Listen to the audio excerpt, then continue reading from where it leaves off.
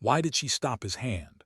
Why would a civilian woman dare, in front of 317 Marines, to halt a colonel mid-strike? The question hung in the morning air like smoke, heavy, unanswerable for now.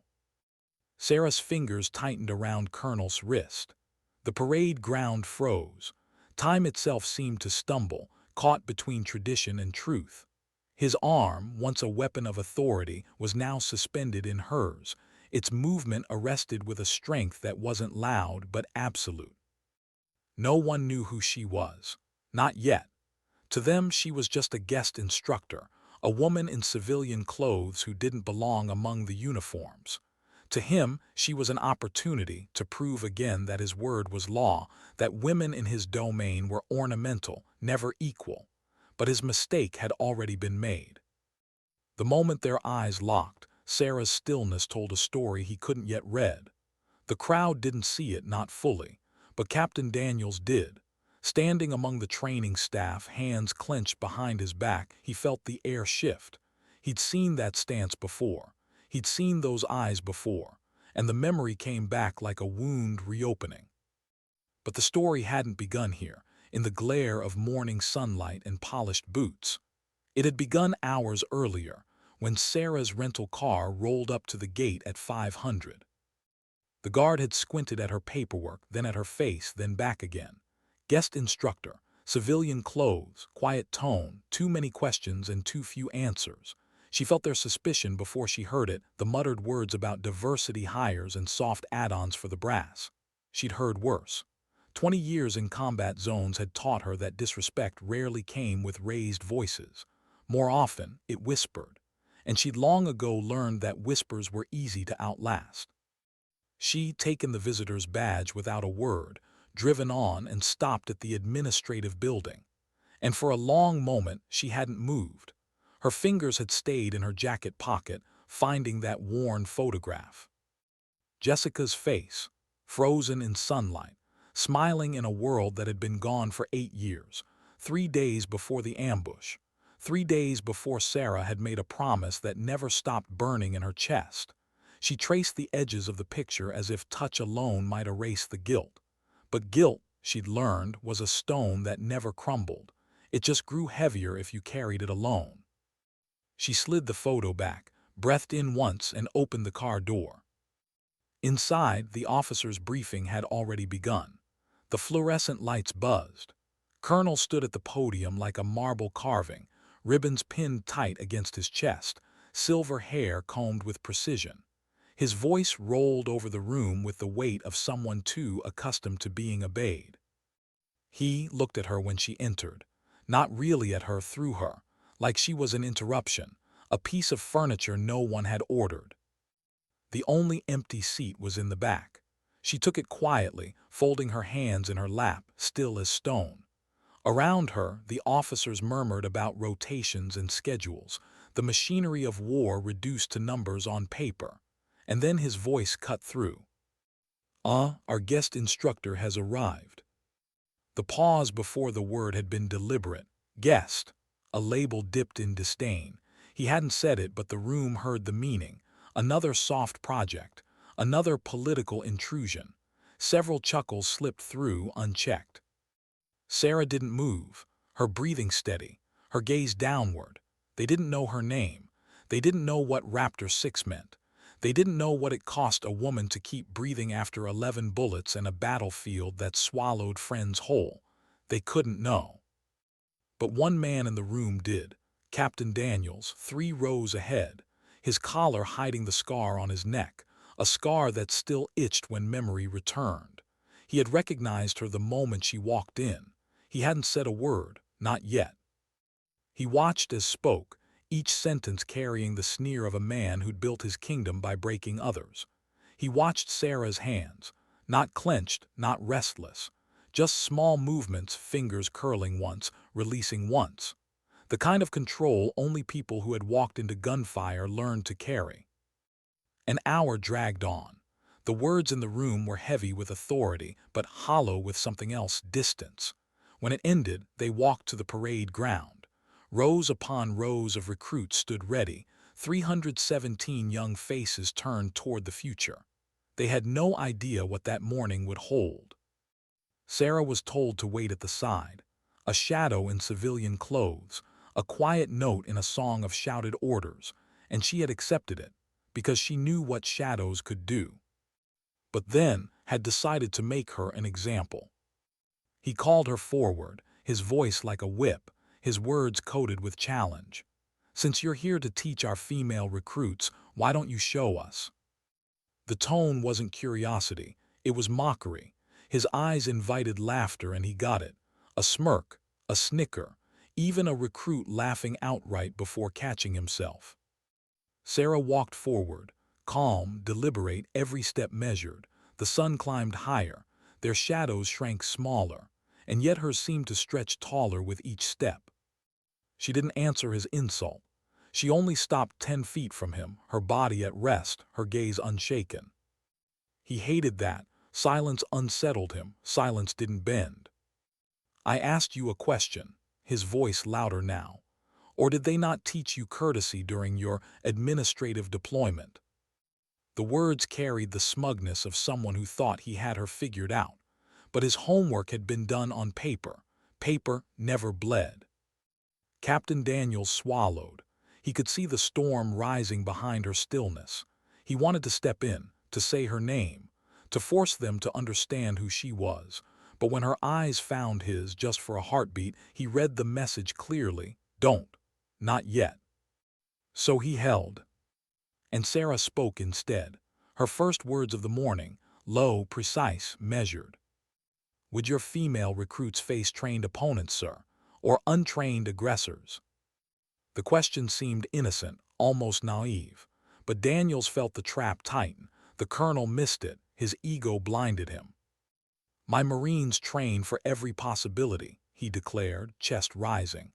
"Though I doubt someone of your limited experience would understand." The laughter rippled again, and then she tilted her head slightly, like a predator measuring distance. "Then perhaps," she said softly, "you'd honor me with a demonstration." Gasps, shifts of boots. The circle closed around them, a stage built not from wood but from anticipation. He couldn't back down, not in front of his recruits, not in front of her calm gaze. Removed his jacket, rolled his sleeves. His muscles flexed and strong, proof of a man who'd survived battles, though not like hers. He stepped forward, towering, declaring the rules like a teacher disciplining a child. Sarah didn't move, didn't stretch, didn't even adjust her jacket, she just stood. The recruits whispered among themselves. The women in the group shared glances, a silent language of those too often dismissed. They had heard his speeches before. They had felt his doubt. Now they waited to see it proven. The colonel lunged, quick, direct, his hand reaching for her shoulder, a move he thought would end it instantly. But his hand closed on nothing. She wasn't there. The recruits blinked. Some missed it entirely, just a subtle shift, a turn of weight. His own momentum carried him forward, stumbling off balance. He caught himself, spun back, frustration painting his face. "Stop playing games," he snapped, his voice breaking. This time Sarah didn't step aside. She let him come. She let him strike. And then, with surgical precision, she found him. A wrist, a nerve, a point of balance broken. His body betrayed him, his arm numbed, his knee buckled. And the parade ground fell into silence. For one suspended moment, only a distant helicopter filled the air. And then he made his mistake, his fatal mistake. Humiliation turned to rage. He forgot the rules. He forgot the demonstration. He forgot his rank. He rose with a fist cocked, 30 years of pride powering the strike. His hand cut the air toward her face. And Sarah's hand rose faster. She caught his wrist mid-swing. His arm froze, inches from her skin. The sound echoed not of flesh striking flesh, but of authority shattering. And the question that started the morning now roared in every mind watching. Who was she? Who would break the silence first? Hundreds of recruits stood frozen in a ring, their breaths caught, their boots pressing into the parade ground as if to anchor themselves in reality. Their colonel's arm trembled in the grip of a woman who hadn't even broken a sweat. His hand hung in the air, trapped inches from her face, powerless. It wasn't supposed to happen this way. He had been the authority here. He had been the voice that dictated truth. And yet, the truth had shifted. Sarah stood calm, unflinching, her blue eyes fixed on the man whose fist she had stopped as if it were nothing. She didn't speak. She didn't need to. Silence had always been her sharpest weapon. And then, a voice split the stillness like a blade. "Colonel." Captain Daniels stepped into the circle, his boots grinding gravel, his face carved with a hardness no recruit had ever seen on him before. His voice carried not as a question, but as a verdict. "You are about to strike Medal of Honor recipient Lieutenant Colonel Sarah. Call sign, Raptor 6. The words detonated in the air. Recruits who had smirked now stood with mouths open. Officers who had chuckled found the laughter strangled in their throats. Silence became a living thing, pressing against every chest. The colonel's arm, still locked in Sarah's grip, began to tremble. "That's impossible," he stammered, sweat blooming at his temple. "The records show." "The records show," Daniels cut in, his voice steady. "What Raptor 6 wanted them to show after she left active duty." Gasps rippled. Boots shuffled. Dozens of heads turned toward Sarah, toward the woman who hadn't flinched under their colonel's rage. Her hand still held his wrist suspended, calm as if pinning him were as natural as breathing. Daniel's voice dropped but carried, raw with memory. "I was there. Afghanistan. October 15, 2015. Forward Operating Base Chapman. 32 Taliban fighters, 12 Marines trapped. Our lieutenant killed in the first minutes. We were leaderless, surrounded. We started writing messages on our arms with Sharpie, knowing we wouldn't survive another 10 minutes. His hand rose to his neck, brushing the scar hidden beneath his collar. His voice broke for a moment. "I was one of them." The crowd leaned in, their breaths shallow. "She came for us, alone, one operator against 32 fighters." The recruits shifted, disbelieving. Their colonel had told them legends didn't exist, that war was numbers and grit and obedience. Yet here stood living contradiction. She turned their ambush into chaos, appearing where they least expected, striking where their confidence was greatest. She didn't just fight them, she broke them. Daniel's gaze found Sarah's profile, her hand still gripping his wrist as if to remind the room that the story wasn't over. "But that isn't why she wears the medal. That isn't why we call her Raptor 6. When she reached us, half our squad was bleeding out. The Taliban regrouped for a final push. She could have led the uninjured out, saved who she could. Instead, she held that ground, for 3 hours, one woman against waves." His voice cracked. He swallowed hard, steadied himself. "She took 11 bullets, 11 and kept fighting." A murmur rippled through the formation. Recruits who had scoffed at her now stared, jaws tight. The female Marines, standing, eyes locked on the quiet figure in the circle, began to see themselves differently. Daniels pulled something from his pocket, a photograph, worn soft from years of handling. He held it up. It showed a younger Sarah, face streaked with blood and exhaustion but still standing, surrounded by Marines barely alive. Her uniform darkened by wounds that should have ended her. Yet she had smiled for the camera, the weight of survival in her eyes. "She carried us out one by one," Daniels said softly. "Even 220 pounds of dead weight. Firemen carried him half a click to the extraction point, bullets cracking overhead. She was bleeding the entire time, bleeding from the first 20 minutes. The medics said she should have died half an hour in, but she didn't, because she'd made a promise." Daniel's voice faltered. He looked at her, his eyes asking permission to say what he'd carried for 8 years. Her eyes met his, calm, silent, the same look she'd given him once before in that ditch, bleeding but unyielding. He nodded, breathed, and continued. She promised someone she'd always bring everyone home. Sarah's grip finally loosened. His wrist dropped like dead weight to his side. He staggered back, pale, sweat dripping despite the cool morning. Sarah reached into her jacket pocket, slowly, purposefully. She drew out a chain, a single dog tag, worn smooth, the letters etched nearly unreadable from years of handling. She held it up and sunlight struck the name. Jessica. A murmur, recognition. Had been one of the first female Marine raiders killed in action. Her story had been told in whispers, a cautionary tale buried under politics. Jess was my spotter, Sarah said, her voice carrying grief that had sharpened into steel. The best Marine I ever served with. We made each other a promise.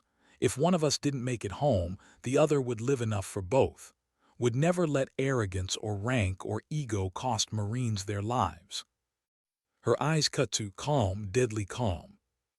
She died because a colonel wouldn't listen to her intel about an ambush, thought a woman couldn't read the field, thought rank meant truth. Silence heavy, crushing. 317 Marines stood frozen, the weight of her words pressing them into a new understanding of strength. Swayed where he stood, his authority unraveling with every second her truth filled the air. And then the question came, soft, hesitant, from a female recruit standing near the front. Why hide it? Why let him disrespect you? Sarah turned to her, and for the first time that morning, a shadow of a smile touched her lips. Because respect earned by fear isn't respect, it's control. I wanted you to see him for what he is, not what his uniform says he should be. Her voice dropped, soft but sharp as a blade. Real strength doesn't announce itself, it just is. She tucked the tag back into her jacket. Jessica's name disappeared, but her presence filled the ground like air returning to lungs. The recruits felt it, Daniels felt it, even in his humiliation felt it. On that parade ground, Sarah had saved lives again, not with bullets, but with truth. What happens when silence wins? Colonel stood in the center of the circle, his face pale, his lips parted but without words. For years, his voice had been the law on this parade ground. Now, not a single Marine leaned toward him. Not a single pair of eyes sought his command. They were all watching her. Sarah stood where she had been all along, steady, calm, jacket still on, her blue eyes unshaken. She hadn't raised her voice. She hadn't asked for respect, yet she had it, all of it. Formation, barked suddenly, his voice cracking like a whip across the field. It was instinct, the command of a man whose world was order and obedience. But only half the recruits moved. The other half stood still, their eyes shifting, waiting, not on him, on her. The silence that followed was louder than any order he had ever given. Sarah didn't move immediately. She only tilted her head slightly, the way she might have in a sniper hide, studying a battlefield before choosing a target. Then she gave a single nod, quiet as a heartbeat. And 300 bodies straightened at once. Boots thudded back into alignment. The formation snapped together, but the gesture hadn't come from their colonel, it had come from her. The difference was devastating. His jaw tightened, his chest rising and falling in quick, shallow breaths. The power he had wielded for years, dominance, intimidation, humiliation, had evaporated in less than an hour.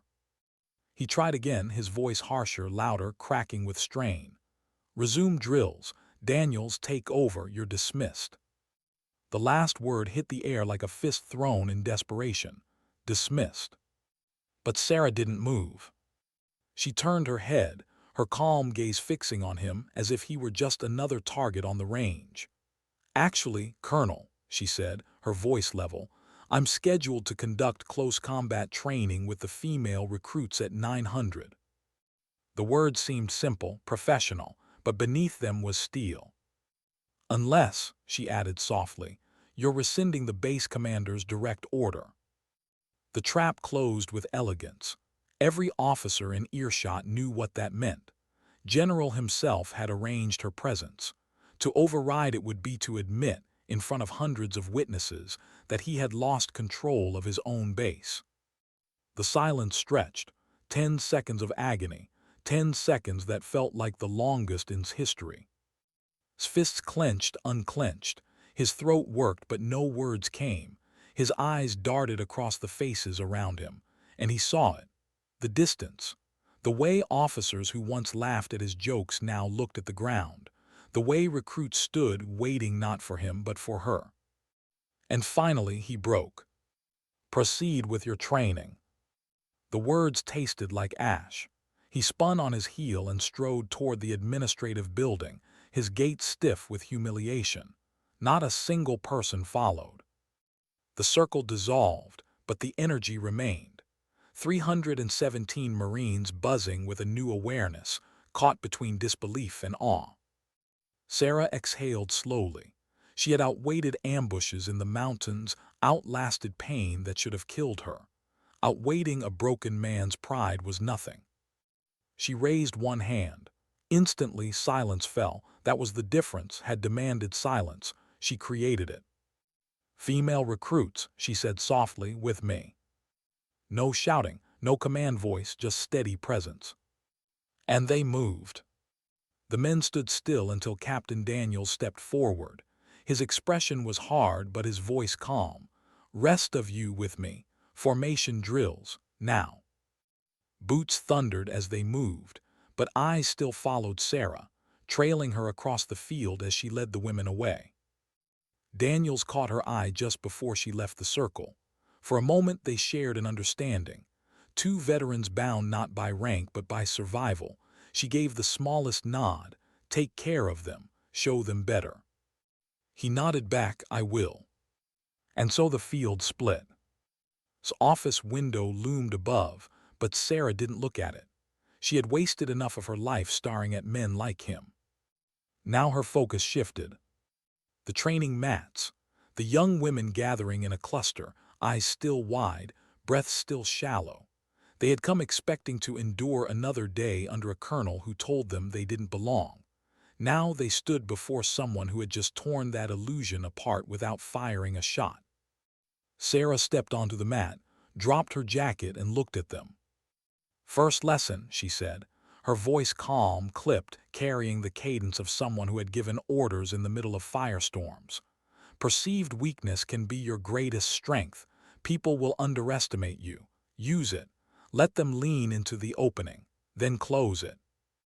Her movements were economical, precise.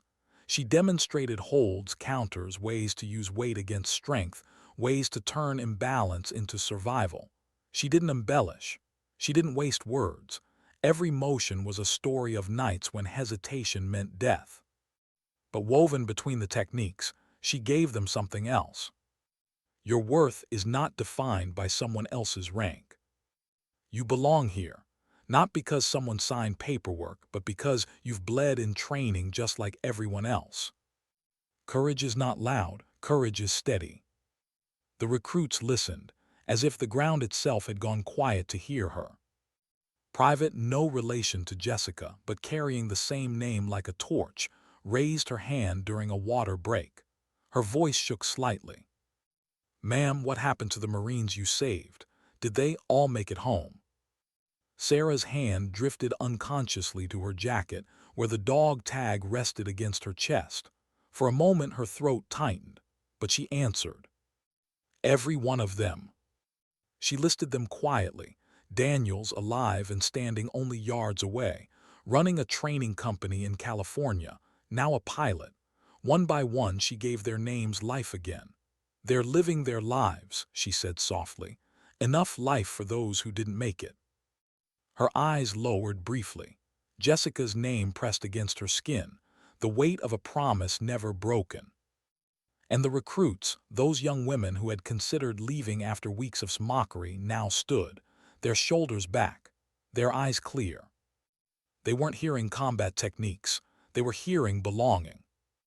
On the other side of the field the men had noticed.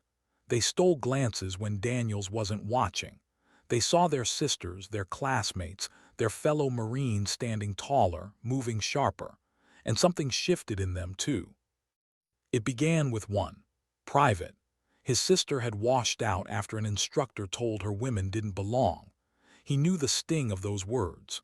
So when Sarah led the women off the mat, sweat glistening on their faces, determination in their eyes, he did something no one expected. He clapped. Once loud. And then another Marine joined him. And another. Until thunder rolled across the parade ground. 317 Marines applauding in unison, the sound shaking windows, rising toward the sky. Sarah paused halfway to the barracks. She turned back, her face was calm, but this time her smile came, a real smile. For once she allowed herself to feel it, the weight lifting, the promise kept, the seed planted. Watched from his office window, his knuckles white around the blinds. His phone was already ringing. Word was traveling fast, too fast to contain. By noon, every base commander in the Corps would know what had happened. He had been exposed, not by complaint, not by rebellion, but by silence, by restraint, by a woman who had refused to play his game. And outside, on the training ground, something new was being born. Not just combat skills, not just survival tactics, but a culture. A quiet revolution built not on shouting but on truth. What does it look like when a kingdom falls in silence? From the window of his office, Colonel stared down at the parade ground he had once ruled. His hand trembled slightly on the blinds. Below him, 300 Marines stood, their applause rolling like thunder, their eyes fixed not on him but on her. Sarah, Raptor 6, a woman whose name had been buried in classified files, now resurrected in front of his entire command. The phone on his desk rang again. For the third time in 10 minutes, he didn't move. He knew what waited on the other end: questions, reprimands, quiet warnings. He had connections, yes. He wouldn't be erased overnight. But the power he'd wielded, the fear he'd commanded, that was gone. Authority could be ordered. Respect had to be earned, and his recruits had just learned the difference. On the field, Sarah's voice carried across the air, calm and measured, teaching, guiding. She didn't raise it, yet every Marine leaned forward to hear. She had no rank here, no stripes on her sleeve, and yet in this moment she held the entire base. His chest heaved with a shallow breath. He wanted to slam his fist into the wall, to reclaim control with volume, with dominance. But he knew the harder he shouted now, the more hollow it would sound. The kingdom had shifted. Down below, Sarah motioned the female recruits to gather around. Sweat still glistened on their faces from drills, but their eyes were alive in a way that hadn't been there before. Second lesson, she said, her voice carrying with surgical precision. Your body will tell you when it's done. It will lie. It will say you can't go further. That's when you remind it you can. She dropped to the mat, demonstrating movements so simple and brutal that even the smallest recruit could feel the power. She wasn't teaching them to fight like men. She was teaching them to fight like themselves, to use what they had to make survival inevitable. Private wiped her brow, her lungs burning, but she didn't quit. Beside her, Lance Corporal Williams, who had once nearly resigned under constant discouragement, moved with fierce precision. Their bodies were exhausted, but their spirits surged. Sarah's words sank deeper than the drills. You're not here to impress them. You're here to protect each other, to come home. That's the measure of your worth. Not his voice, not his approval, yours and theirs. She pointed at the circle of women. The promises you make to each other, that's what keeps you alive when nothing else does. The recruits exchanged glances. They felt it. The spark of something bigger than training, the spark of belonging. On the far edge of the field, the men had stopped their own drills. Daniels had noticed it first, the way they glanced over, the way their stances shifted, their eyes following Sarah even as he barked orders. He knew what they were thinking. They'd grown up in shadow, fed on his speeches about strength, about natural hierarchies. And yet, right before their eyes, a quiet woman in a simple jacket had shattered all of it without even trying. Daniels let it happen. He didn't call them back. Some lessons didn't come from drills. Some came from watching walls crumble. Inside the building still hadn't answered the phone. His reflection glared back at him from the glass silver hair, chest full of ribbons, a face hardened by decades. But for the first time in years, he didn't recognize it. "Sorry." The voice pulled him back. Major, his executive officer, stood at the door, cautious, careful. "The general is on line 1. His throat tightened, continued softer now. Perhaps we should resume the schedule. It might help restore."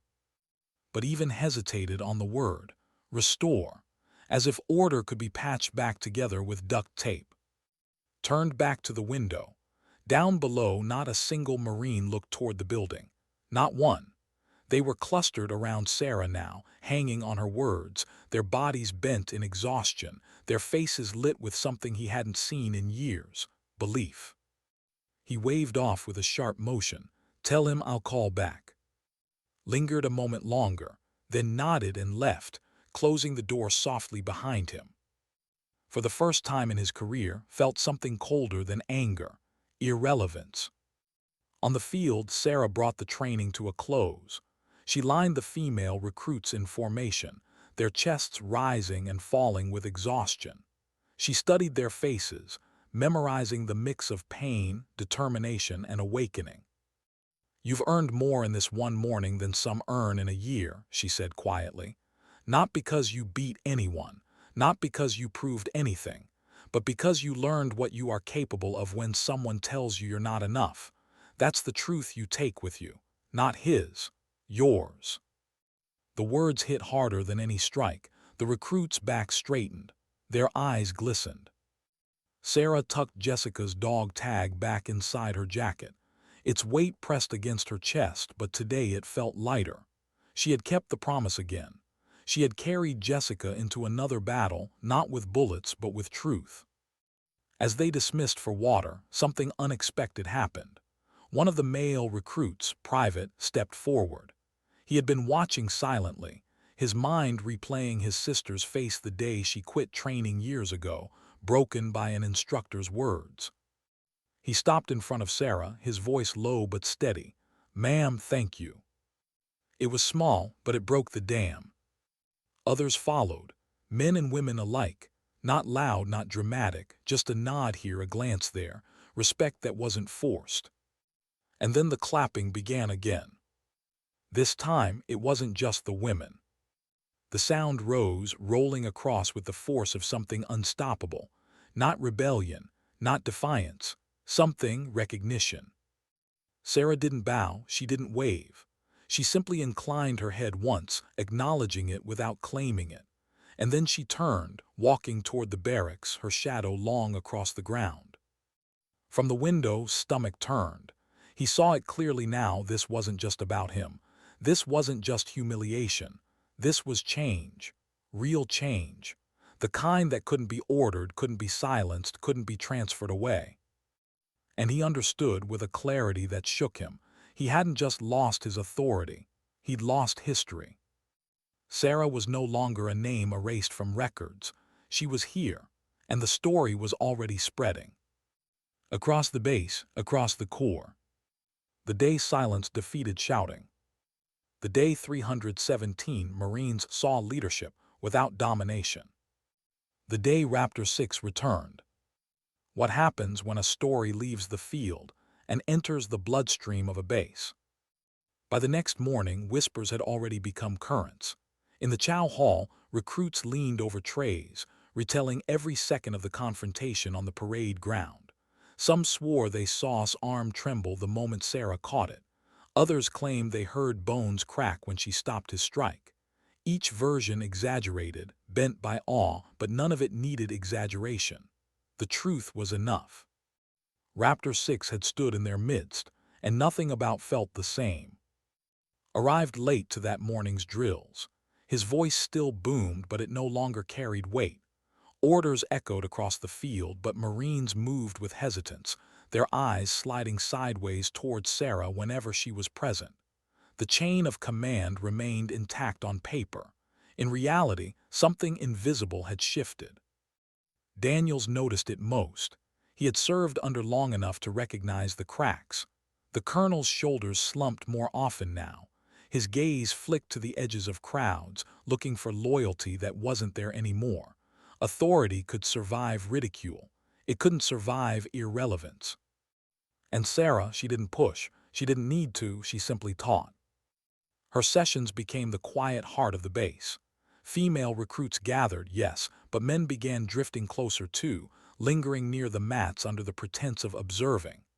Daniel saw them steal glances, then imitate moves later in their own drills. No one admitted it aloud, but Sarah's techniques, stripped of ego, honed by survival, worked.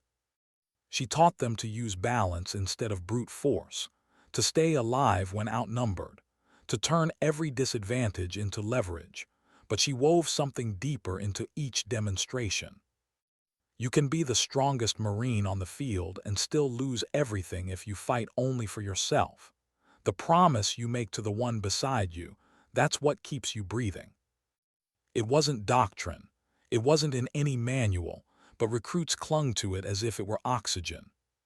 Private Young, determined, carrying Jessica's name unknowingly, had begun to rise in ways no one expected. She stayed late after drills, running laps alone, then knocking on Sarah's office door with questions about endurance, about tactics, about leadership. Sarah answered patiently, her words clipped but thoughtful, always circling back to the same point: bring them home. One evening, after hours of drills, asked the question that had been burning since that first day. "Ma'am, how did you keep going after the 11th wound? How did you fight when your body wanted to quit?" Sarah paused, her hand brushing against the pocket where Jessica's dog tag rested. She considered lying. She considered saying training, adrenaline, instinct, but deserved more than platitudes. "I didn't keep going for me," Sarah said finally. Her voice was low, almost fragile, yet it carried weight. "I kept going because 12 Marines who weren't mine were about to die if I stopped, because I'd made a promise to someone who never made it home. Pain doesn't end you if your reason to fight is bigger than yourself." Nodded slowly, the words burrowing into her bones. She would carry them for the rest of her life. Meanwhile, his world contracted. At staff meetings, his words fell flatter each day. Officers who once laughed too loud at his jokes now scribbled notes instead, their loyalty evaporating in silence. Rumors reached him that General had requested reports from twice in 1 week, a sign of scrutiny, of pressure. Still clung to routine. He walked the grounds, barked orders, inspected drills. But the more he asserted, the more the recruits' eyes slid away from him, toward Sarah. He couldn't control whispers. He couldn't stop glances. And the applause that had erupted days earlier still rang in his ears, haunting him each time silence followed his commands. Daniels knew what was coming. The Corps didn't fire men like outright. They shifted them, quiet reassignments, lateral moves, a dignified exile. The system avoided scandal, but the result was always the same: a man stripped of relevance, left to wither in an office far from power. He almost. But every time Daniels remembered Sarah's hands dragging him out of that ditch in Afghanistan, pity burned away. Some debts could never be repaid, only honored. And Daniels honored it by helping her. They began meeting late at night in her office, stacks of training manuals spread out, pens scratching margins. Together, they rewrote the close combat curriculum. She gave the raw knowledge, what it meant to fight outnumbered, to bleed and keep moving, to turn terrain into weapon. Daniels translated it into lessons recruits could digest, drills they could survive. It wasn't flashy, it wasn't loud, but it was revolutionary. And word spread. Recruits began emailing their families about the new training, about the instructor who moved like a ghost and spoke like truth. By the end of the 2nd week, bases across the country were hearing echoes. A sergeant wrote that his sister had called, saying she was staying in training because of some woman at. An officer in camp received a letter from his son, describing how he'd witnessed a colonel crumble when faced with real strength. The story grew. It wasn't just gossip now, it was legend. The day Raptor 6 stopped a colonel's hand in front of 317 Marines. Sarah didn't seek the attention. She never mentioned it, never referred to it in training. But she saw the effects. The way recruits carried themselves. The way women no longer lowered their eyes when corrected. The way men hesitated before repeating old jokes about weakness. Change came not in a wave, but in 1,000 ripples. Felt everyone. 3 weeks later, the inevitable arrived. The base gymnasium filled with 500 Marines for what everyone understood was his farewell. He walked to the podium, a sheet of paper trembling in his hand. He had prepared words about duty, about tradition, about standards. Words meant to remind them of the old order. But when he looked out across the rows, he saw it. Private wearing her expert marksman badge. William standing taller than he'd ever seen. Faces lit not with fear of him, but with pride in themselves. And behind them, seated quietly with the staff, Sarah. Her eyes were steady, her expression unreadable. His paper shook. The words he'd prepared felt hollow. He could not preach tradition to those who had already tasted transformation. So instead, his voice cracked, raw and unfamiliar. "I owe you an apology." The gymnasium went still. "Not the political kind," he continued, "but the real kind. What you saw on that parade ground was not a lesson. It was failure, my failure. I forgot that strength comes in forms I refuse to see, too stubborn to accept, too proud to admit." The silence that followed was deeper than applause. 500 Marines processed the sight of their iron-fisted colonel admitting fault. Sarah didn't move. She didn't nod, she didn't frown, she simply watched. His chest rose, fell. He had nothing left to give them. "That's all," he finished quietly. He saluted the assembly, held it 3 seconds, then turned and walked away. No one clapped, no one jeered, they simply let him go. And in that moment ceased to matter. When General took the podium next, his words shifted the base forever. Effective immediately, Lieutenant Colonel Sarah is recalled to active duty as our new director of close combat training.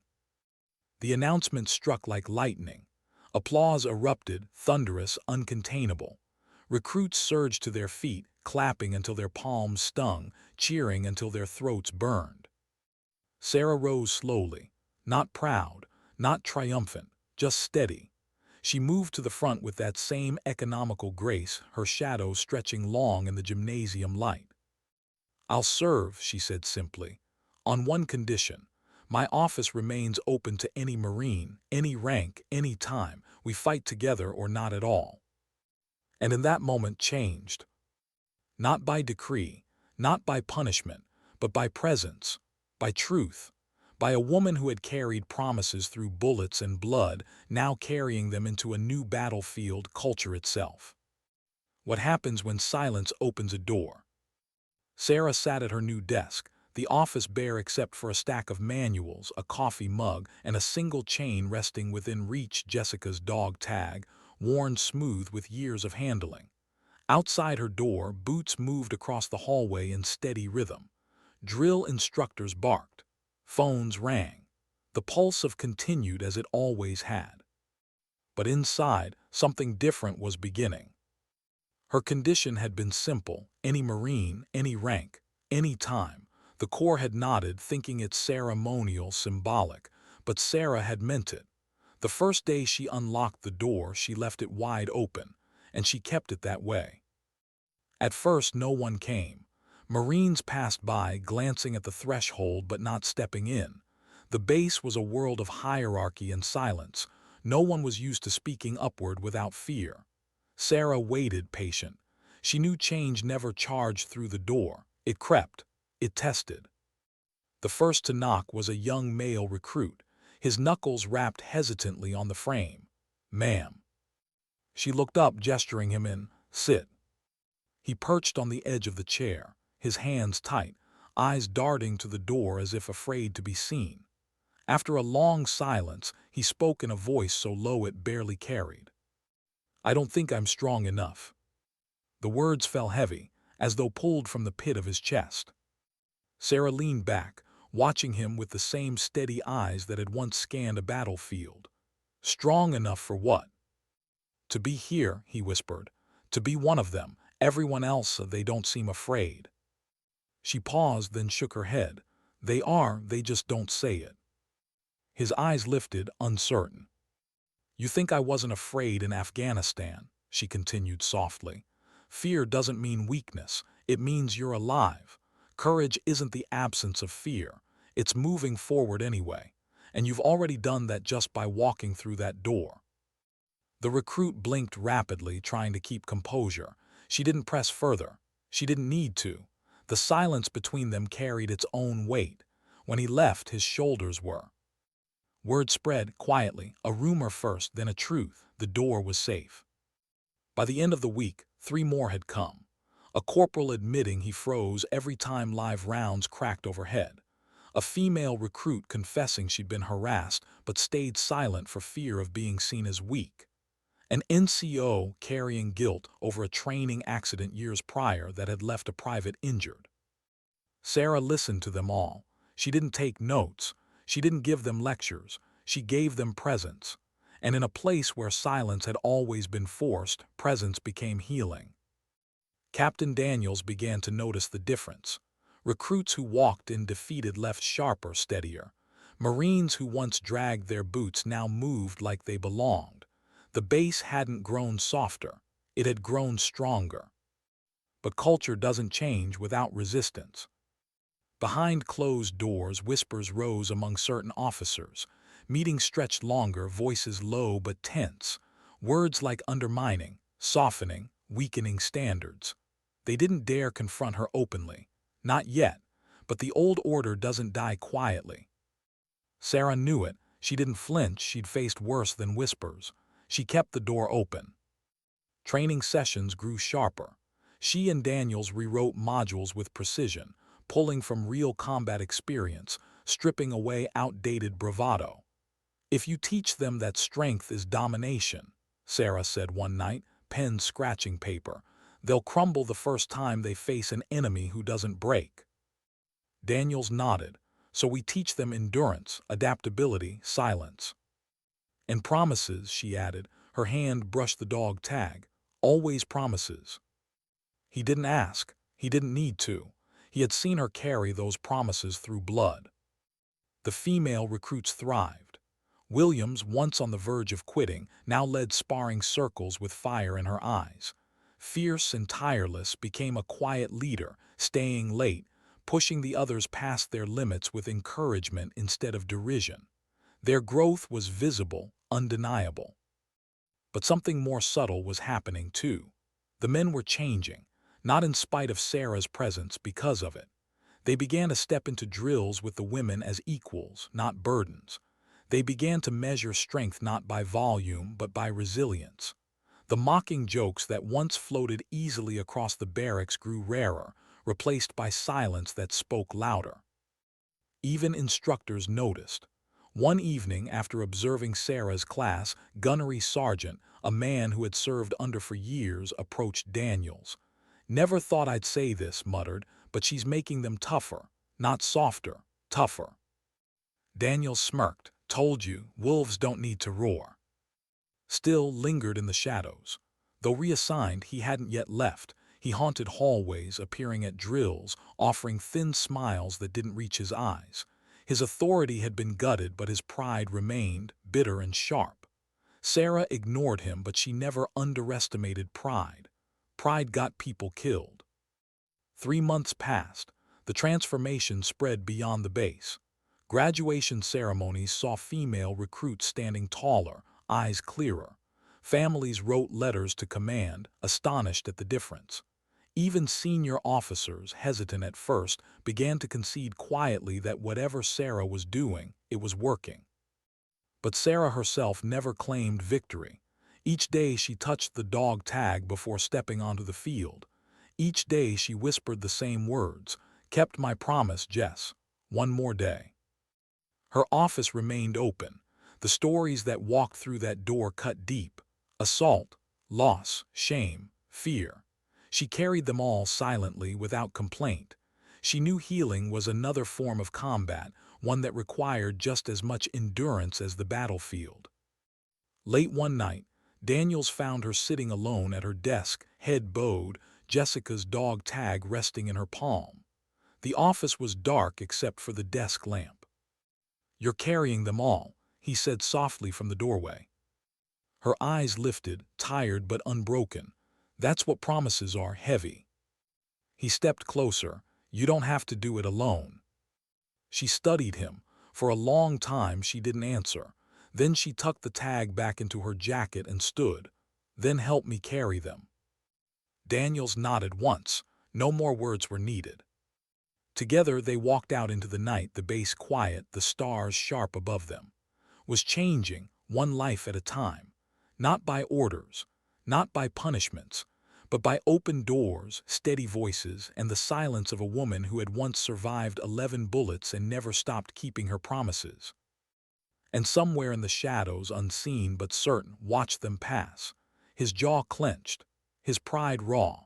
He knew he was leaving soon, transferred quietly to a desk where his voice would carry no weight. But watching her, watching them, a bitter realization tightened in his chest. She hadn't destroyed him. She hadn't needed to. She had simply outlasted him. How far can a story travel? By the end of the training cycle, no longer looked the same. The obstacle courses were still there. The firing ranges still echoed with shots. The cadence calls still rolled across the dawn. But something in the air had shifted, a current no regulation manual could measure. Graduation day arrived. The parade ground shimmered in the summer heat. Families filled the bleachers, flags snapped in the wind, and the class of recruits stood in perfect formation, their uniforms pressed, their faces proud. Among them, Private and Lance Corporal Williams stood front and center, eyes steady, shoulders squared. Sarah watched from the edge of the field, hands folded behind her back. She wore no ribbons, no ceremonial regalia, just her jacket, the dog tag resting inside as it always had. She didn't seek the stage. She had stood on enough stages of blood and silence. Today belonged to them. But the recruits wouldn't let her remain in the shadows. When their names were called, when their steps thundered across the platform, when the applause rolled across the field, their eyes found her. Every one of them. Not out of obligation, out of something deeper. Recognition, gratitude, respect that couldn't be ordered. Daniel stood beside her, arms crossed. "They're not just graduating," he murmured. "They're carrying you with them." Sarah's gaze swept the rows. "No," she said softly, "they're carrying themselves." But she knew the truth. Promises spread.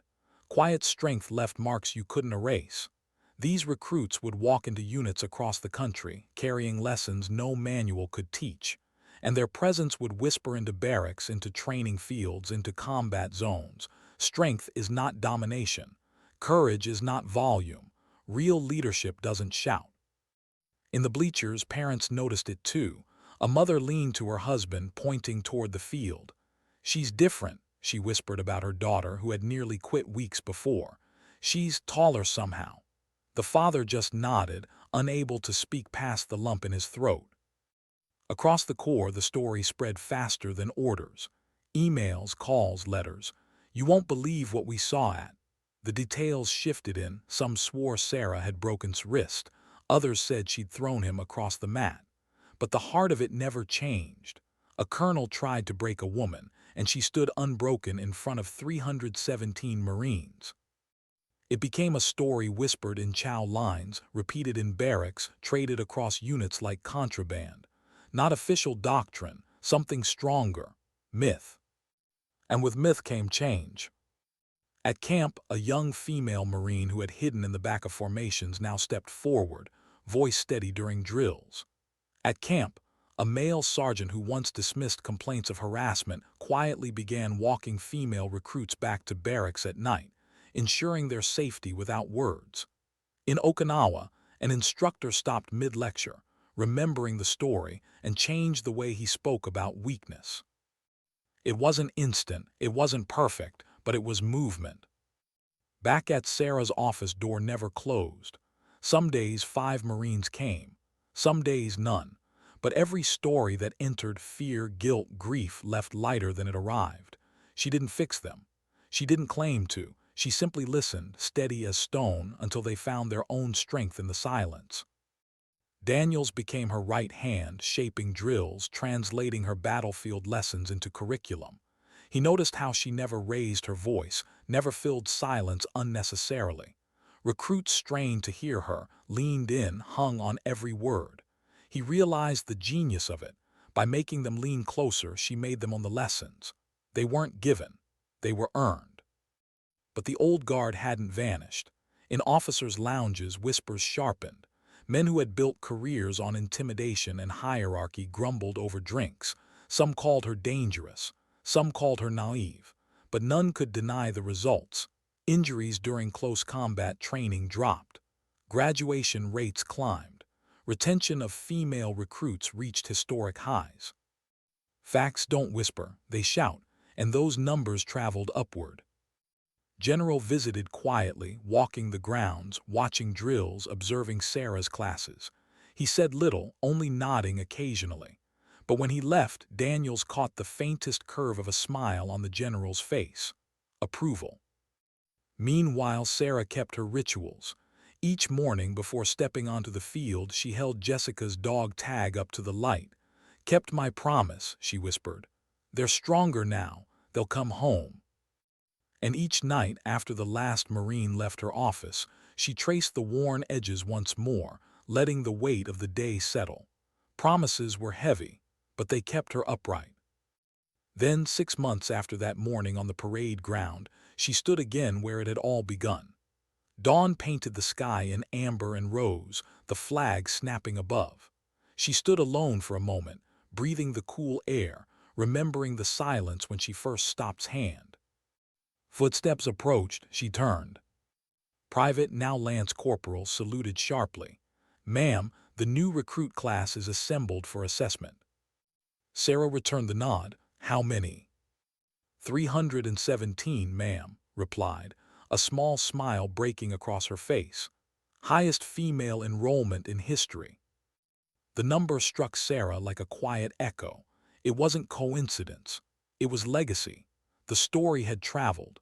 Young women who had never considered military service had arrived because of what they'd heard. Young men came too, drawn by the promise of training under Raptor 6. Sarah tucked Jessica's tag back into her jacket. Her hand lingered on it. "Then let's see if they're ready." As she walked toward the training grounds, fell in step beside her. "Ma'am," she said quietly, "there's someone waiting for you, since 400. Sarah raised an eyebrow. "Who?" Glanced toward the administrative building. A young woman stood there, civilian clothes neat, a visitor's badge clipped to her jacket. Her eyes were steady, filled with questions and determination. "That's Senator's daughter," explained. "She's been waiting all morning to speak with you." Sarah studied the girl from a distance. Privileged background, yes, but beneath it steel, a hunger. She saw herself reflected faintly in those eyes, young once, eager once, standing at the edge of a life not yet written. "Send her to my office after training," Sarah said finally. "If she's still there at noon, we'll talk." It was a test, the first of many. Nodded, jogging ahead to relay the message. Sarah turned back to the field, the sun climbing higher, burning off the mist. 317 recruits stood waiting, eyes bright, shoulders square, history ready to repeat itself. Sarah's shadow stretched long across the ground as she stepped forward. Behind her, the American flag snapped in the breeze. Ahead of her, the future waited. And somewhere in Afghanistan, far from this peaceful morning, Marines patrolled hostile streets. They would never know her name, never hear her voice. But the lessons born here would reach them too, carried across oceans by recruits forged in her silence. Change doesn't arrive with fanfare. It arrives in whispers, in footsteps, in promises kept. And on that parade ground, 6 months after silence defeated shouting, Sarah prepared to shape another generation. Not with speeches, not with power, but with presence. Because sometimes, the strongest voice is the one that doesn't need to shout at all. What does the end of a story sound like? Not with fanfare, not with explosions, not even with applause. Sometimes it ends in silence, the kind that leaves echoes. Colonel's name slipped from the daily rhythms of like chalk washed away by rain. He hadn't been court-martialed, hadn't been disgraced publicly. The Corps didn't deal in spectacle. Instead, he had been reassigned training development, a desk in a distant office. The kind of exile that left a man breathing but hollow. In the weeks after his departure, Marines spoke his name less and less. New recruits barely recognized it. His shadow faded, swallowed by the rising presence of someone he'd tried to dismiss. Sarah didn't celebrate his fall. She didn't need to. He had destroyed himself the moment he mistook volume for strength. She hadn't beaten him. She had simply refused to bend. Her focus never left the recruits. Every morning she walked the same field, her jacket zipped, Jessica's dog tag pressing against her heart. She greeted each new class with the same words, steady and precise. "You are not here to impress me. You are not here to prove anyone wrong. You are here to learn how to bring each other home." And they listened, always. Her open-door office became legend in itself. Stories rippled outward. A sergeant in North Carolina told of a private who admitted his nightmares for the first time after speaking with her. A corporal in Okinawa wrote to his unit that he had finally let go of guilt after a training accident because of the woman who listened without judgment. One by one, they carried her lessons beyond, across bases, across deployments, across continents. Daniels watched it unfold with a quiet satisfaction. He had known her once as a ghost in a ditch, dragging him to safety with blood soaking her gear. Now he knew her as something else, a guide. She hadn't just saved lives that day in Afghanistan. She was saving them still, years later, without firing a shot. But even legends carry weight. Late at night, after the recruits were gone, Sarah sometimes sat alone in her office, the lamp casting her face in shadows. She turned Jessica's dog tag over and over in her palm, the edges worn smooth. "Kept my promise," she whispered into the quiet. "One more day." And though her voice was soft, the weight of it filled the room. 6 months became a year, changed in ways subtle but profound. Graduation rates climbed. Female enrollment doubled.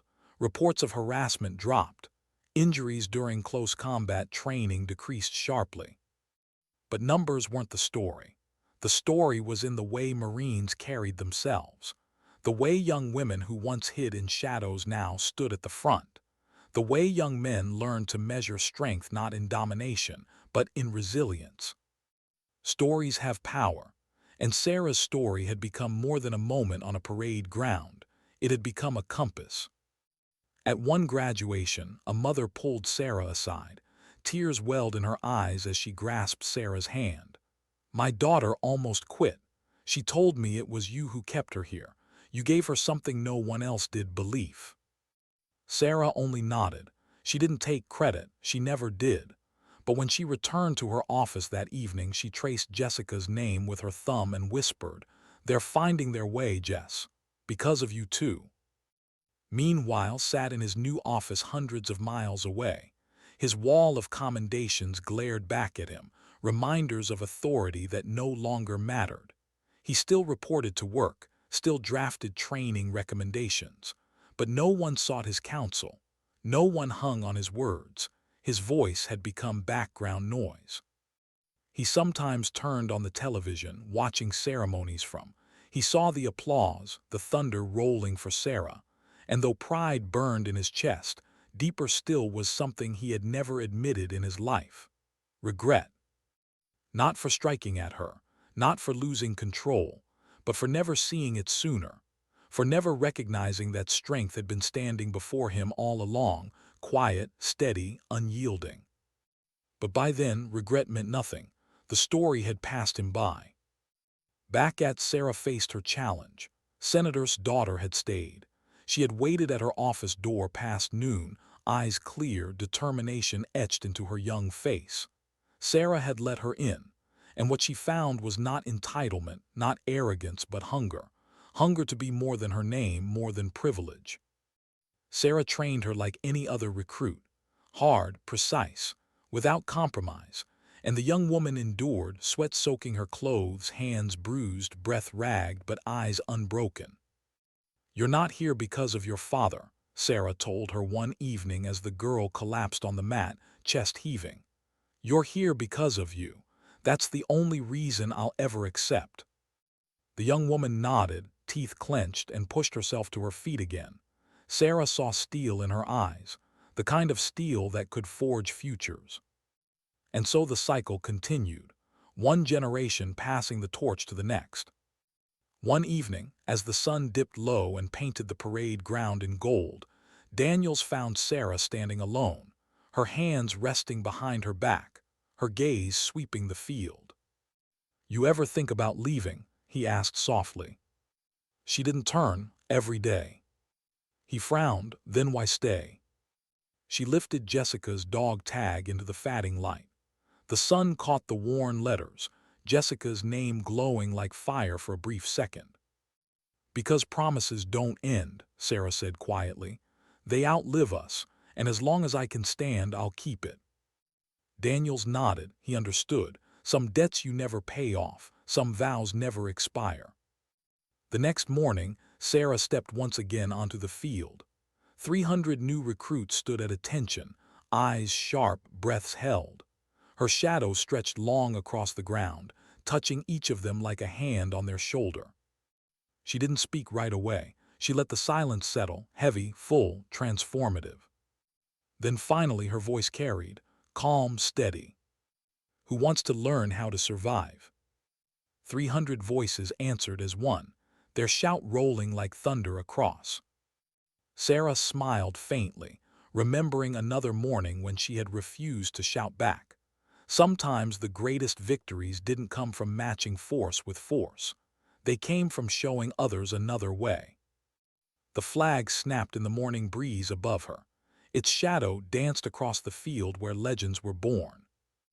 And as Sarah walked forward, Jessica's dog tag warm against her palm, the moral of her story was written not in medals, not in speeches, but in lives transformed.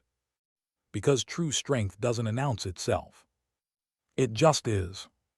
And sometimes dignity doesn't speak. It simply acts.